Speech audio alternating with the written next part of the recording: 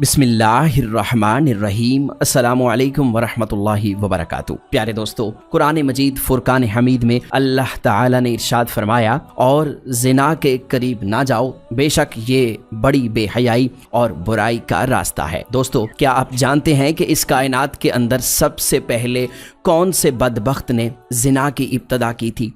आज की वीडियो में हम उस शख्स के बारे में जानेंगे। आपसे गुजारिश करते हैं कि इस मालूमाती वीडियो को मुकम्मल देखिएगा।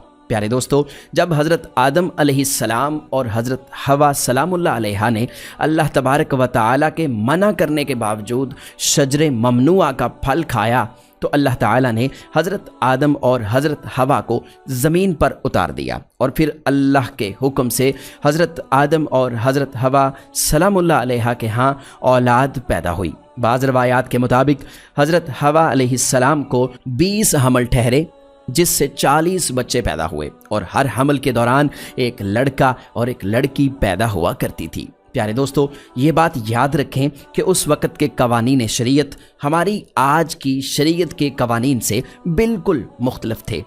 हज़रत आदम अलैहिस्सलाम के ज़माने के अंदर एक हमल से पैदा होने वाले लड़के की शादी दूसरे हमल की लड़की के साथ कर दी जाती थी, जबकि दूसरे हमल की लड़की की शादी पहले हमल के लड़के से कर दी जाती थी, और एक हमल में इकट्ठे पैदा होने वाले आपस में बहन भाई करार पाते थे। फिर इसी दौरान हज़रत आदम अलैहिस्सलाम के यहाँ काबील और हाबील पैदा हुए।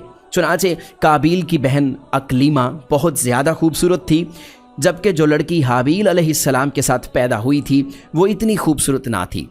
जब ये बच्चे बढ़कर जवान हुए और इनकी आपस में शादी का वक्त आया, तो काबील ने हाबील अलैहिस्सलाम की बहन के साथ निकाह करने से इनकार कर दिया और कहने लगा, ये तो बिल्कुल खूबसूरत नहीं है, मैं अपनी बहन अकलीमा के साथ शादी करूंगा। प्यारे दोस्तों, ये मामला इस कदर बढ़ा कि हज़रत आदम अलैहिस्सलाम ने हुक्म दिया कि दोनों भाई अल्लाह तबारक व तआला की बारगाह में अपनी अपनी कुर्बानी पेश करें। जिसकी कुर्बानी अल्लाह ताला की बारगाह में कबूल होगी, तो वही शख्स अकलीमा से शादी का हकदार होगा। प्यारे दोस्तों, काबील खेती बाड़ी का काम किया करता था, जबकि हाबील बकरियों वाले थे। चुनाचे उन्होंने एक नहायत ही उम्दा, खूबसूरत और फरबा बकरी राह खुदा में कुर्बानी के लिए पेश की।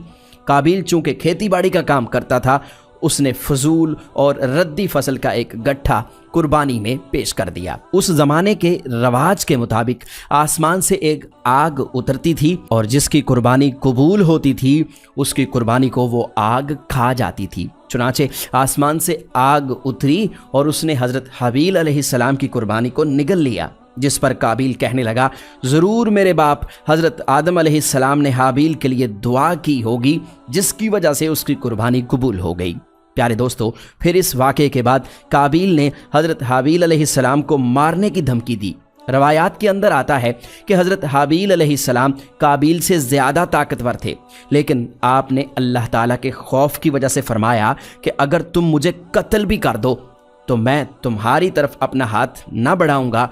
मैं नहीं चाहता कि क़यामत वाले दिन मेरे ऊपर कोई गुनाह का बोझ हो। चुनाचे एक दिन काबील ने गुस्से में आकर हज़रत हाबील अलैहिस्सलाम के सर पर पत्थर दे मारा, जिससे आपकी मौत वाक़ई हो गई। हज़रत हाबील अलैहिस्सलाम को कत्ल करने के बाद काबील बहुत परेशान हुआ। हज़रत हाबील अलैहिस्सलाम के जिस्म को अपने कंधों पर उठाए कई दिन तक मारा फिरता रहा। फिर अल्लाह ताला के हुक्म से 2 कौवे आए और दोनों ने काबील के सामने झगड़ा किया। चुनाचे एक कौवे ने दूसरे को मार दिया, और फिर उसने ज़मीन खोद कर दूसरे मरे हुए कौवे को उसके अंदर डालकर उसके ऊपर मिट्टी डाल दी। चुनाचे काबील ने जब कौवों को देखा तो अफसोस करने लगा कि मैं अपने भाई की लाश को भी ना छुपा सका, और फिर काबील ने उसी तरह किया, अपने भाई की लाश को दफन कर दिया। और इसके बाद काबील अपनी बहन अकलीमा को लेकर वहाँ से चला गया, क्योंकि मुसलसल शैतान उसके पास आता रहा और उसको इस बात से डराता रहा कि तुम्हारा बाप तुम्हें कत्ल कर देगा।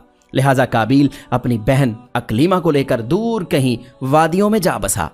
प्यारे दोस्तों, इस वाक़े के बाद हज़रत आदम अलैहिस्सलाम बहुत ज़्यादा मग़मूम रहा करते थे और अल्लाह तबारक व तआला से दुआ किया करते थे कि या अल्लाह मुझे वारिस अता फरमा। चुनाचे इसी दौरान आपको हज़रत शीस अलैहिस्सलाम की बशारत मिली। शीस अलैहिस्सलाम जैसे ही पैदा हुए तो हज़रत आदम अलैहिस्सलाम ने बचपन से ही उनकी तरबियत पर खासी तवज्जो दी और हज़रत शीस अलैहिस्सलाम को तमाम मामलात से आगाह किया। हज़रत शीस अलैहिस्सलाम जब जवान हुए तो आदम अलैहिस्सलाम ने अपने बाद उनको मोमिनीन का खलीफा मुकर्रर किया और उन्हें हुक्म दिया कि वो अपने भाई काबील की औलाद से दूर रहें। और फिर उसके बाद हज़रत आदम अलैहिस्सलाम के विसाल का वक्त करीब आ गया तो आदम अलैहिस्सलाम यही वसीयत करते हुए इस दुनिया से कूच फरमा गए। अल्लाह ताला के मुक़द्दस फरिश्ते नाजिल हुए और उन्होंने हज़रत शीस अलैहिस्सलाम को हज़रत आदम अलैहिस्सलाम के दफन करने का तरीका बताया। हज़रत शीस अलैहिस्सलाम ने इसी तरह किया और फिर कुछ अरसे के बाद आपकी वालिदा हज़रत हवा का भी इस दुनिया से इंतकाल हो गया। प्यारे दोस्तों, इस वाक़े के बाद ज़ना की इब्तदा हुई। इसके बारे में बनी इसराइल की रवायात में मिलता है कि काबील और उसकी आलो औलाद एक वादी के अंदर रहा करते थे। चुनांचे एक दिन शैतान उनके पास एक गुलाम की सूरत में आया और एक शख्स के यहाँ उजरत पर काम करने लगा। थोड़ा अरसा गुजरने के बाद अचानक वो गुलाम अजीबो गरीब हरकतें करने लगा, अजीबो गरीब काम करने लगा और नए नए तरह के लिबास तैयार करने लगा और उन्हें तरह तरह के गाने बजाने के आलात भी बनाकर दिखाने लगा। इसके अलावा उनको ऐसी ऐसी आवाज़ें सुनाने लगा जो उन्होंने पहले कभी न सुनी थी। वो लोग जो पहले ही हक से दूर थे और फस्को फजूर के अंदर मुब्तला थे, उन्होंने अपना एक दिन ईद का मुकर्रर कर लिया जिस दिन उनकी तमाम औरतें बरहना लिबास पहनकर आती थीं और मर्दों से इख्तिलात किया करती थीं। प्यारे दोस्तों, हज़रत शीस अलैहिस्सलाम के साथ रहने वाले मोमिनीन दूर से उनके गाने बाजों और महफिलों की आवाज़ों को सुना करते थे।